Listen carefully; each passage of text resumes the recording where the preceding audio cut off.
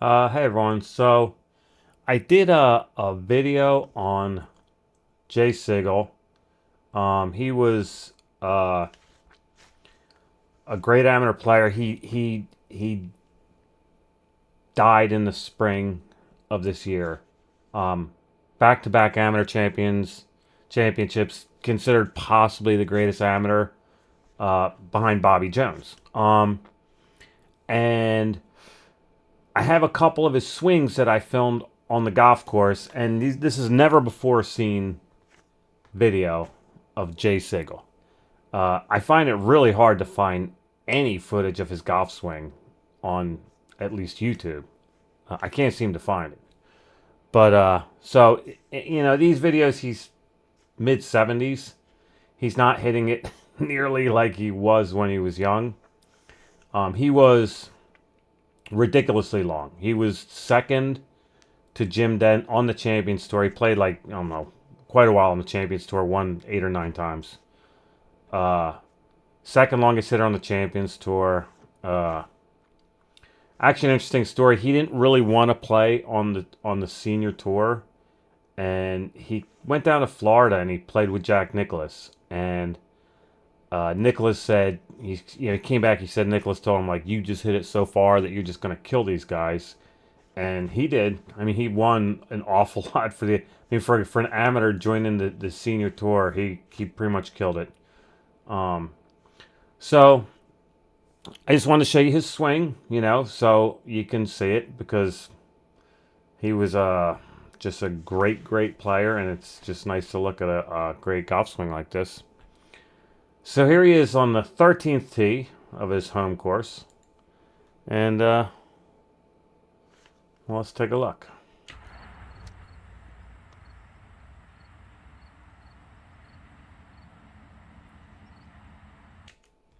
Now I'm going to move myself out of the way here a little because...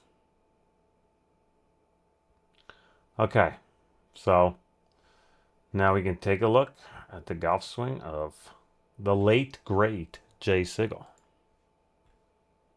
Unbelievable tempo, by the way. Just no one had this tempo, this kind of this kind of like pause the top kind of tempo. It was pretty amazing to watch, especially in his prime. So here we go.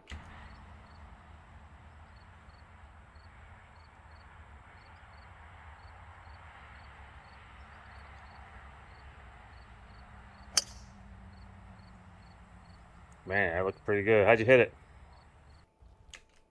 Now it's funny because you can hear me say, "Man, pretty good. How'd you hit it?" And because I was looking at the camera, and not to besmirch the deceased, but he hit that really bad. He just hit it.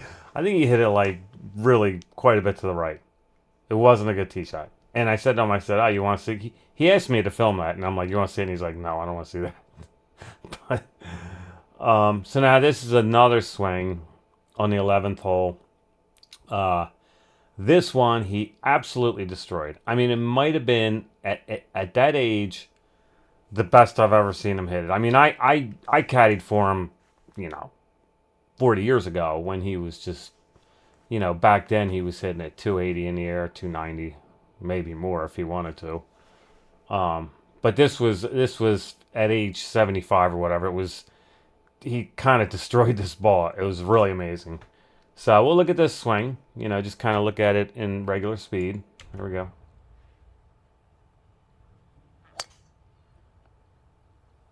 And it's interesting.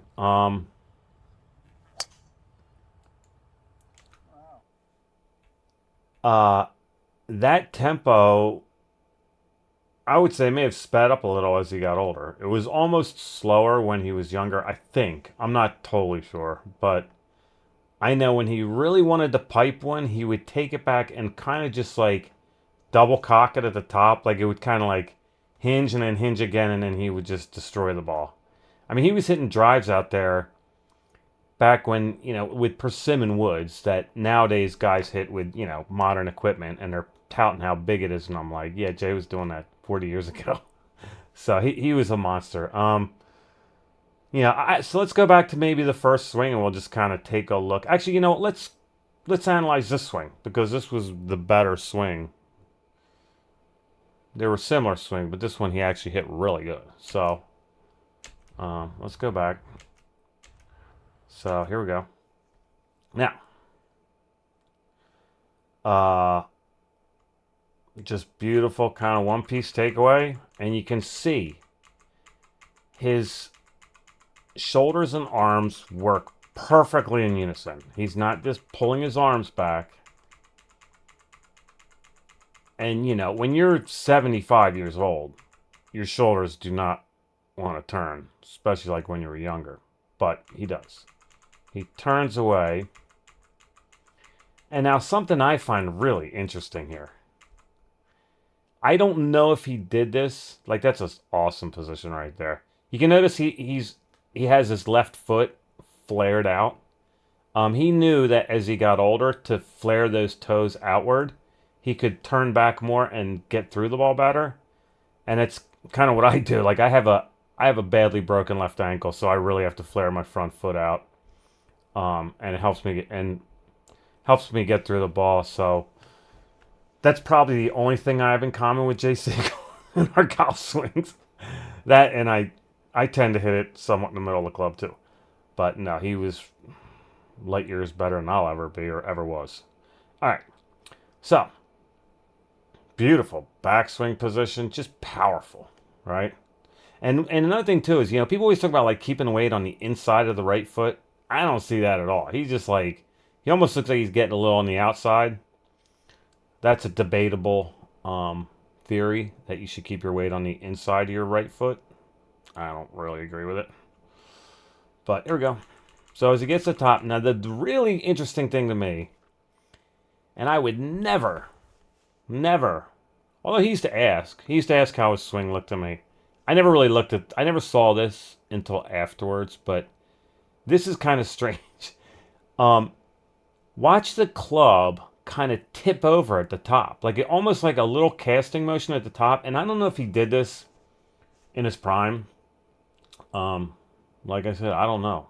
I don't have any video of him when he was in his prime. And so if he was asking me, now watch this, he's on the downswing, and that club is tipping outward.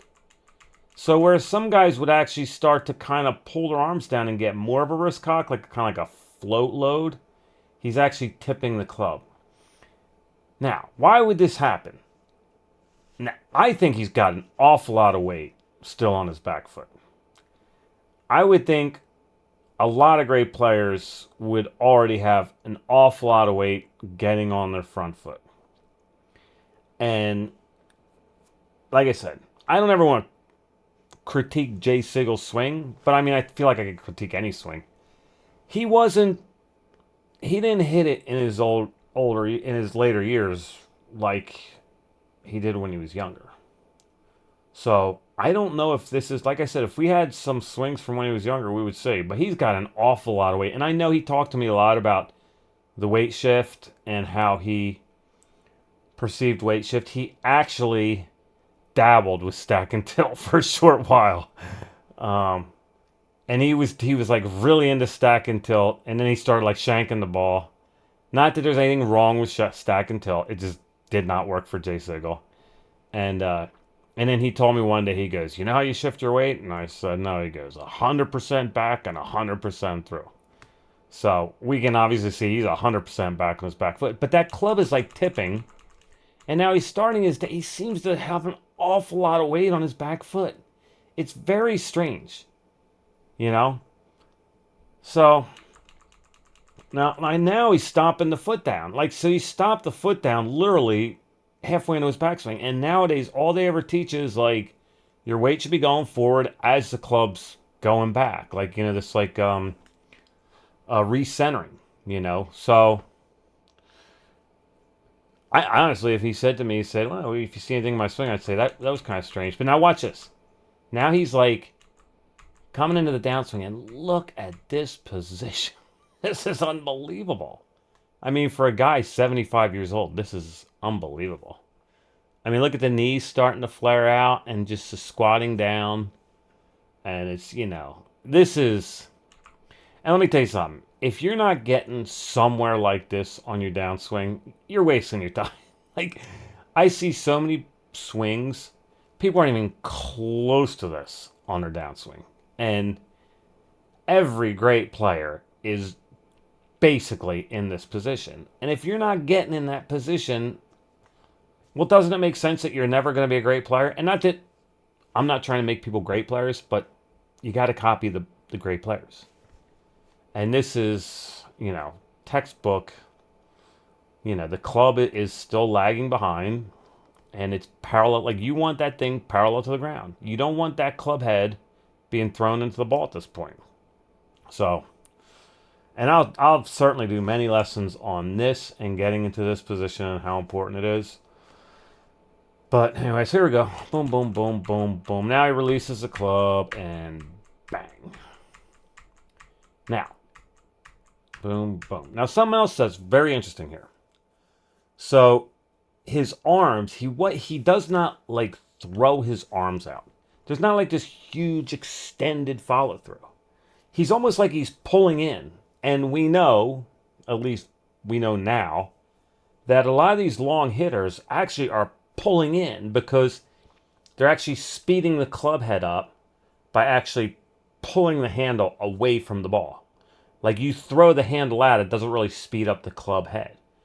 It's kind of like a boat with a water skier, and the boat goes around the turn. When the boat goes around the turn, the water skier picks up speed. It's basically angular momentum. And that's kind of what I see here. Like, there was the long drive guy, Canadian, can't think of his name right now. He was ridiculous. I mean, he was crazy long drive hitter, and I just can't think of his name right now. His elbow would literally bend on the follow through because he was pulling in. Like, he's trying to pull in, and that makes the club head accelerate. Just an observation here. So, not this like this really extended, arms out follow through. And another thing really interesting is, look at the left hand. It is cupped. It is extended. That's extension, right? So that left wrist is extended. That is the release. Let me see in the camera. See, that's his release. Let me turn this way. Not flat left wrist rolling it over, right? I hate that release. I see people doing it. I know a guy I work for. He's a good player, but he's just tends to overdraw and hook the ball. That whole flat left wrist thing, if that wrist stays flat, that thing is just like rolling shut, and you get this rolling release.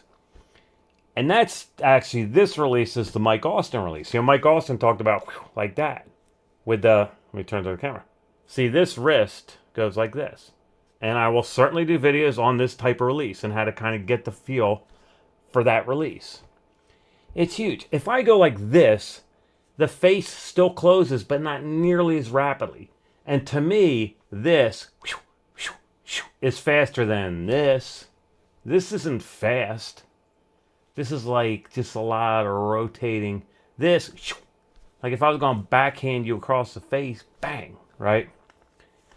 And that's Mike Austin. That's exactly, Mike Austin was the guy who hit the, like way back, hit some 500-yard drive or whatever it was, some crazy drive, So, I love that release. That is what you see, a lot of great players with that left wrist extended through the shot. Left wrist extended and right wrist kind of starting to bow. So, anyway. But that's beautiful. Yeah. This guy was some player. So I got a funny story. And I got to tell it because my friend, he hates when I tell this story. So my friend caddied for Jay Sigel. And Jay Sigel went out. And back then it was unheard of. I mean, I think the course record might have been 64. And Jay went out and he shot a 62. And the 62, I think he parred. He did. He parred both par 5s. There's only 2 par 5s on the course.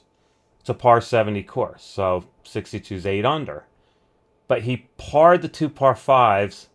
And he'll always hit them in 2 like nothing. They were like par 4s for him. So he shoots 62 and he comes in and his course record and he tells our boss, the caddy master, that his caddy, and I'm not gonna say his name, was the worst caddy he ever had. And I still know this guy, and I see him all the time, and I work with him, and I love to bring that story up when he's caddying. It's just really funny. Jay shot his course record, and then came in and said it was the worst caddy he ever had. So, uh, anyway, but yeah. All right, so let me go back. I'll go back to the other one. Let's see. Let's go back to this swing. And let me tell you something. I watched this guy play golf. I mean, I caddied for him almost every time he played. The funniest thing is, he was paying like $2 less for his bag. And all these, like, back then caddies were like freaking alcoholics. They're just like total losers, frankly. Much different now. I mean, we got like, guys who know golf, but these guys, they didn't care about, and they really just didn't want to caddy for him because he paid $2 less. And caddying for Jay Sigel was like, he hits a drive, you put the bag down, he knew all the yardages, he pulls a club, hits it on the green, grabs his putter, holes over, I was trying to learn golf. And I just watched this guy play golf. And I got so good watching this guy play golf. And there's no substitute for being able to watch a swing like that. And like I said, you just have to watch. When you see someone with a good swing, you have to absorb what's going on. You have to literally, I used to put myself in his body. I looked at the grip. I looked at the way he moved his feet and everything, and the tempo especially. And I did for a long time. I tried to copy that tempo, and it's not easy. But I would go hit balls. I hit balls back then every day. And when I went out on the course with Jay, and I hit balls afterwards, I hit it way better. There was no doubt about it. I mean, I just hit it so good. I can actually tell the funny story again, because looks like no one watched the other video. So I used to hit it so good after watching him, play. And I went to California. I'll try to make the story quicker. I went to California and I bought a camcorder, like one of the first camcorders with like the small 8mm tape or whatever. And I paid a fortune for it. And I came back, and Jay used to go out on the field and hit balls. He was out there all the time hitting balls. And I was caddying for him, and he's on the par 5 ninth hole. And he drives it down the middle, and he's right next to this marker. It's a 260 marker, straight up the hill, like big hill, 260 up the hill. And we're kind of walking out, and I said, Jay, I bought this camcorder, and I said, I really hit it good when I watched your swing. I said, would you mind if I came out on the field and filmed your swing? And God, I wish I had, because if I had, we would have his swing to look at, And I said, yeah, would you mind if I filmed your swing? He's like, yeah, sure, anytime, And then he pulls out a 3-wood, and from 260, he hits his sky-high 3-wood, carries all the way up the hill, looks like it literally lands in the hole. And he looks at me and he goes, you should have videoed that swing. And he seemed to have just the perfect lines. His greatest line ever was really funny. One day he was out there, and this wasn't too long ago. This was a few years ago. And he had these shoes on, and they were squeaking. Every step, squeak, squeak, squeak. And I go, Jay, your shoes are squeaking. And he looks at me and goes, match play shoes. So, yeah, he was awesome. Awesome. And another thing that was great about him was, he really never asked anyone advice on the golf course, but he liked me, and he would ask me to pick clubs for him. And, back then, like when I first started, like I didn't nearly understand golf and picking clubs and nearly like I did now. I was kind of just guessing. And he would do it like he would be like with these members, and he'd kind of, back then, like it was much different. Back then, people didn't really ask you as much. Like now, everyone asks you everything, like what club to, read putts, what club to hit, where to hit it, And I'd be out there with these members, and Jay would just say, hey, Paul, what should I hit here? And the members would be like, oh my God, Jay Siegel's asking him what club to hit. And I knew whatever club I told him to hit, he'd hit it perfect. I mean, it was, if I told him to hit 6, he would just destroy it. And if I told him to hit 5, he'd take a little off it. And, he was always gonna, he was 100% gonna make you look really good. So, now here's this swing. Now I was filming this, and he knew I was filming, and he's getting real serious. Oh, God. But look at that. I mean, look at that beautiful, comfortable set. And his grip was insane. Like, that grip was just like, he looked like his hands just belonged on a golf club, you know? It was beautiful. He worked so hard on that grip. He just loved to just tinker with that grip. All right, here we go. So here's at the top. And, you can see that, I don't think we're all the way at the top. He's not getting as big a turn as he would have. And you can see he's a big guy here. I think one of his issues, certainly, as he got older, was his health. He always said he was really flexible, and that was good. But he got big. He started having like shoulder problems, hip problems, and it's really interesting. I tell people, I go out there with older people, and I watch them struggling to swing the golf club. They're struggling to do everything. They're struggling to just move. And, I tell people, not all the time, I tell them, like, look, if you want to play golf at an older age, you have to physically be able to swing the golf club. And that's why I'm, like, at the gym all the time. I've lost weight. I mean, I'm working out. I'm getting more flexible. Like, I literally 4 years ago couldn't swing the golf club at all. Like, I was just like a mess. So even Jay Sigel, when he couldn't physically swing the club, like when he had like nagging injuries, he just couldn't play. He wasn't good. And then when he would start getting healthy again, he'd start playing good again. And I go out, I've been out with Gary Player quite a few times. Gary Player's like a physical specimen. And the guy's just physically in incredible shape, and he's, he was always a much better player, I guess, than Jay Sigel. I mean, he was a PGA professional, but light years different in terms of keeping his game as he got older. I mean, even Gary Player said, he goes, man, Jack Nicklaus, he just let himself go. Like, Nicklaus had no chance of playing as he got older. So, super important, really. If you really think you're going to play golf at an old age, you damn well better take care of your body physically. And I can't tell you that like 1,000 times over, okay? I am like, people are like, what's wrong with my swing? Do I need a lesson? I'm like, you need to go to the gym. You can't. And these people were good players at one time. And they're like, what happened to my game? I'm like, what happened to your game? You can hardly breathe. You're like breathing heavy. You know what I mean? Like, what happened to your game? But anyway, here we are at the top. So here, downswing. And here it is again. Look at the club like tipping. And he's literally, his weight is 100% back, it looks like. Like, only now he's kind of getting, and right there he stomped it down. See, I can't really back this up. There's not a key to back it up. He literally, this is where he stomped his foot down. So he's well into the backswing. But, this is a very cool position here. He's kind of got the like the bowed out legs. Very powerful, like getting into the ground. And here we go. And this is just magnificent here, right? I mean, look at that. And that is, that's just beautiful. He was, I asked him once, he was a college baseball player. And there it is again. Like, see the arms. He is not throwing his arms out.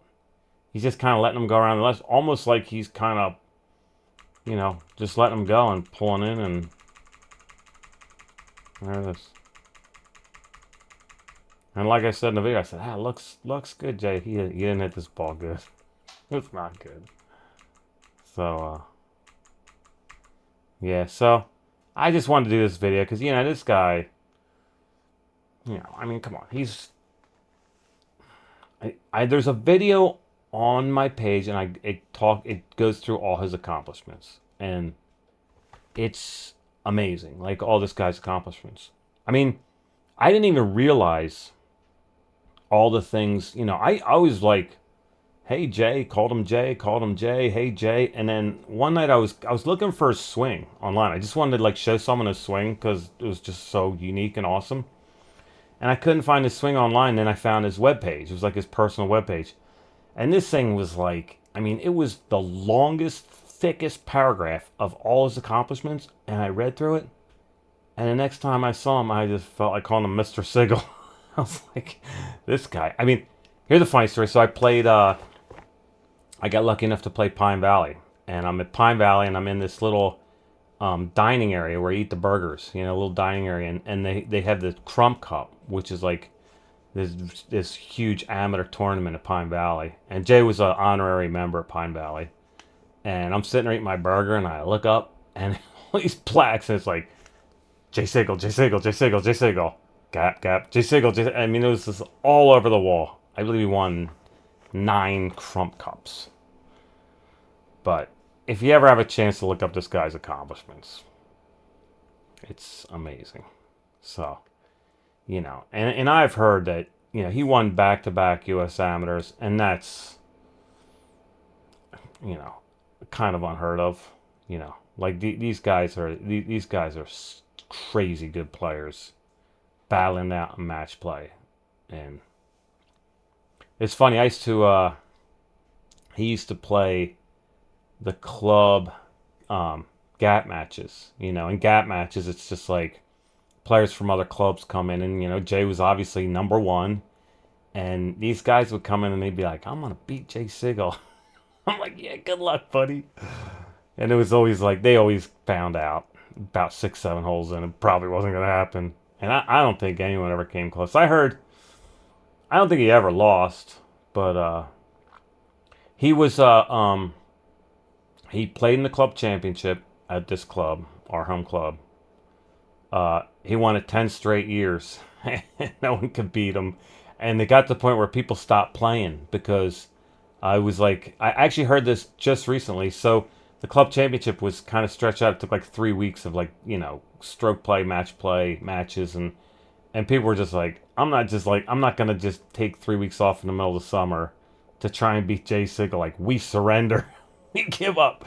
So he won 10 straight years. Then, one of the guys who ran the club championship, like maybe I don't know if he was president of the club at the time, he made a decision to start scheduling it around where the Walker Cup was, and Jay always played in the Walker Cup, so he couldn't play in the club championship. So he won 10 straight years, and if you look at the club championship trophy, one whole side of the trophy is just 10, Jay Sigel, Jay Sigel, Jay Sigel. So yeah, but that's when you're just like, you're at a level where no one has a prayer beating you. But anyway, I might as well keep talking about him. He hosted a tournament every year. It was his tournament, the Jay Sigel tournament, and it was. I know he collected a lot of money for cancer research, and he would bring out a lot of cool names. Like Peter Jacobson. Gary Player would come out a lot, just pros. Every year, for a while, he was bringing a pro out every year. And, 2 years ago, he did his talk and he announced to the crowd that he had pancreatic cancer. And so he basically got the worst possible cancer there was. And a year later, it was right around Easter. And I saw the flag was at half-mast and, he passed away. But anyway, so, let's watch this swing a couple more times. How about that? Man, that looked pretty good. How'd you hit it?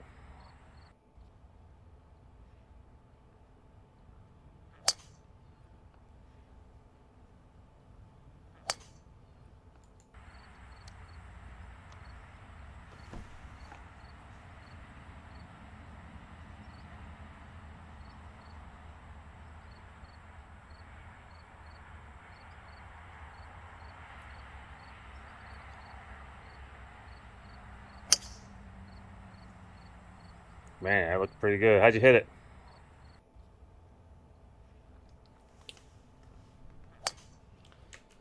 All right, everyone. So, like and subscribe, and a lot of good stuff coming up. And, you know, hope to see you again.